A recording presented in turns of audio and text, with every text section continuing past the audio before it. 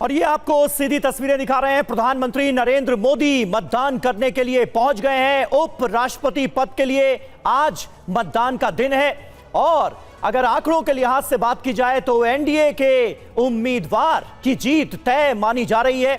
India गठबंधन की तरफ से सुदर्शन रेड्डी को उम्मीदवार बनाया गया है। सीपी राधाकृष्णन उपराष्ट्रपति पद के उम्मीदवार हैं एनडीए के, और प्रधानमंत्री नरेंद्र मोदी उपराष्ट्रपति चुनाव में वोट देने के लिए पहुंचे हुए हैं। टीवी 9 भारतवर्ष की स्क्रीन पर इस वक्त उपराष्ट्रपति चुनाव का पूरा नंबर गेम भी हम आपको दिखा रहे हैं। और नंबर्स के लिहाज से अगर बात की जाए, अंकगणित देखा जाए तो एनडीए का पलड़ा बेहद भारी नजर आ रहा है। यानी उपराष्ट्रपति चुनाव में एनडीए के उम्मीदवार सीपी राधाकृष्णन की जीत बिल्कुल तय मानी जा रही है। सीपी राधाकृष्णन देश के अगले उपराष्ट्रपति होंगे, यह तय माना जा रहा है। और टीवी 9 पर उपराष्ट्रपति चुनाव की बड़ी कवरेज आप देख रहे हैं और वोट देने के लिए प्रधानमंत्री नरेंद्र मोदी इस वक्त पहुंचे हुए हैं। तस्वीरें हम आपको दिखा रहे हैं।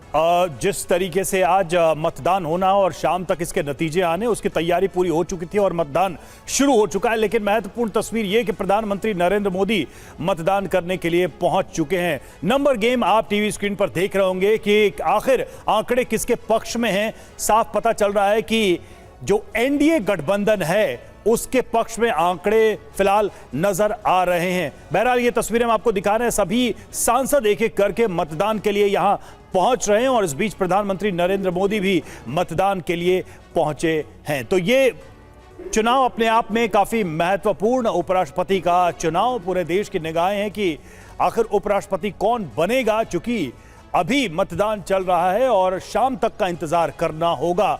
लेकिन जो आंकड़े हैं वो फिलहाल नजर आ रहे हैं एनडीए के ही पक्ष में।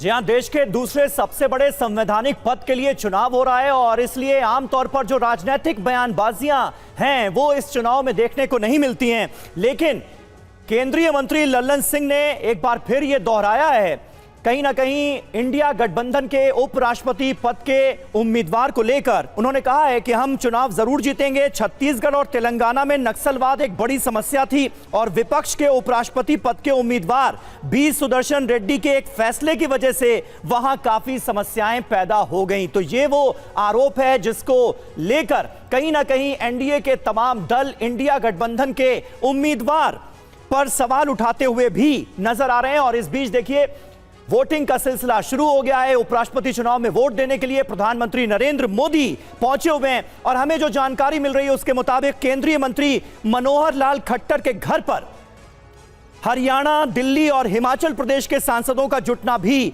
शुरू हो गया है। एनडीए सांसद अलग अलग समूहों में उपराष्ट्रपति चुनाव के लिए वोट करेंगे और प्रधानमंत्री नरेंद्र मोदी देखिए इस वक्त पहुंचे हुए हैं। अगर नंबर गेम की बात की जाए तो 436 वोट एनडीए के पक्ष में और 324 वोट इंडिया ब्लॉक के उम्मीदवार बी सुदर्शन रेड्डी के पक्ष में नजर आ रहे हैं। यानी सीपी राधाकृष्णन का उपराष्ट्रपति बनना तय है। हमारे साथ हमारे दो सहयोगी आनंद प्रकाश पांडे और आमोद राय भी मौजूद हैं, उनसे भी बात कर लेते हैं।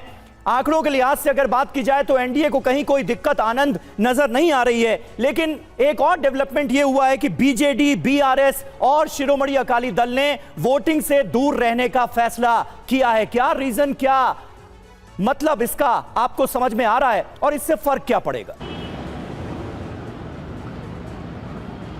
जी देखिए, इन तीनों दलों के वोटिंग से गैरहाजिर रहने यानी कि एब्सटेन करने से जीत हार का जो आंकड़ा उसमें ज़रूर कुछ अंतर आ सकता है, लेकिन जीत हार किसकी होगी इसमें कोई फ़र्क नहीं पड़ेगा क्योंकि एनडीए ने अपना गणित दुरुस्त किया हुआ है। एनडीए के प्रत्याशी की जीत बड़ी आसानी से होने जा रही है। हाँ, ये ज़रूर है कि बीआरएस ने जो कहा है कि वो एनडीए वो वोटिंग से गैरहाजिर रहेंगे, उसकी वजह यह है कि वो म्यूनिसिपल कॉरपोरेशन के वहाँ पर चुनाव होने जा रहे हैं और वो मुस्लिम बहुल सीटें हैं, तो ऐसे में कोई भी पक्ष लेना नहीं चाहता है बीआरएस इस चुनाव में, और यही कमोबेश हालत बीजेडी की भी है। बीजेडी ने कहा है कि हम एनडीए और इंडिया ब्लॉक दोनों से समान दूरी बनाकर चलना चाहते हैं, लिहाजा हम किसी को वोट नहीं करेंगे, किसी की खिलाफत नहीं करेंगे और वोटिंग से गैर हाजिर रहेंगे। तो जाहिर तौर पे इन दलों ने अपनी अपनी पार्टी पोजीशन बता दी है, लेकिन एनडीए जो है एक एक वोट जो है वो दुरुस्त करने में लगा पड़ा है। जो बात आपने की कि बीजेपी के अलग अलग मंत्रियों के यहाँ जो भी ब्रेकफास्ट की मीटिंग चल रही थी, वो मीटिंग खत्म हो गई है। अभी हम पीयूष गोयल के ऑफिस में थे, यहाँ पे जो यूपी से बीजेपी के एमपी आते हैं उनकी ब्रेकफास्ट मीटिंग चल रही थी।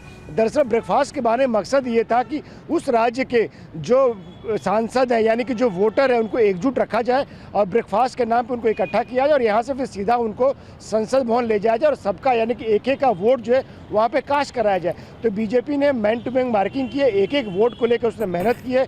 बीजेपी को यहाँ तक उम्मीद है कि कुछ जो है क्रॉस वोटिंग भी उसके पक्ष में हो सकती है, यानी कि जीत तो तय है, लेकिन बीजेपी की कोशिश है कि जीत का आंकड़ा जो है उसको और बढ़ाया जाए। और यही वजह है कि बीजेपी एक एक वोट को बड़ी गंभीरता से ले रही है, भले वो बीजेपी के वोटर हो, एनडीए के वोटर हो या फिर कुछ निर्दलीय हो या फिर दूसरे दल के नेता है, उन पर भी बीजेपी नजरें बनाए हुए हैं। बिल्कुल आनंद, हम देख भी रहे हैं प्रधानमंत्री नरेंद्र मोदी ने मतदान कर दिया, राजनाथ सिंह ने मतदान कर दिया।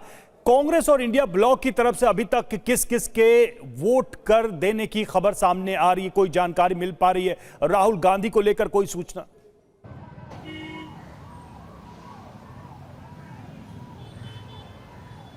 जी देखिए, अभी 10 बजे तो वोटिंग शुरू हुई है। प्रधानमंत्री को चूंकि हिमाचल और पंजाब के दौरे पे जाना है, वहाँ पे उनको बाढ़ के जो हालात है उसका जायजा लेना है, बाढ़ राहत का की जो काम चल रहे हैं उसका जायजा लेना है, अधिकारियों से उनको मीटिंग करनी है। इसलिए प्रधानमंत्री नरेंद्र मोदी सुबह 10 बजे से पहले ही संसद भवन पहुँच गए और उनके साथ राजनाथ सिंह और तमाम वरिष्ठ मंत्री भी थे, वो भी पहुँचे। एक मैसेज देने की भी कोशिश ये होती है कि जब सबसे बड़ा नेता जो है पार्टी का, सरकार का, वो जाके वोट करता है तो बाकी के लिए भी ये मैसेज होता है कि आप भी अपना वोट जो है जल्दी कास्ट कर दीजिए। और कल प्रधानमंत्री ने भी एनडीए कार्यशाला में सभी एनडीए के सांसदों को कहा था कि आप अपना वोट ठीक से करिए, क्योंकि अगर एक सांसद के नाते आपका वोट इनवैलिड होता है, आप ठीक से वोट नहीं कर पाते हैं, तो बेचारे वोटर क्या समझेंगे कि हमारा सांसद वोट नहीं कर पाता। और रही बात इंडिया ब्लॉक के नेताओं की, तो वो भी अब धीरे धीरे संसद भवन पहुंचने वाला है। जाहिर तौर पर वो भी ग्रुप में पहुंचेंगे, तो वही इंतजार किया जा रहा है कि प्रधानमंत्री और सरकार के जो मंत्री वोट कर ले, फिर आपको जो इंडिया ब्लॉक के जो नेता है वो भी आपको लाइन में नजर आएंगे।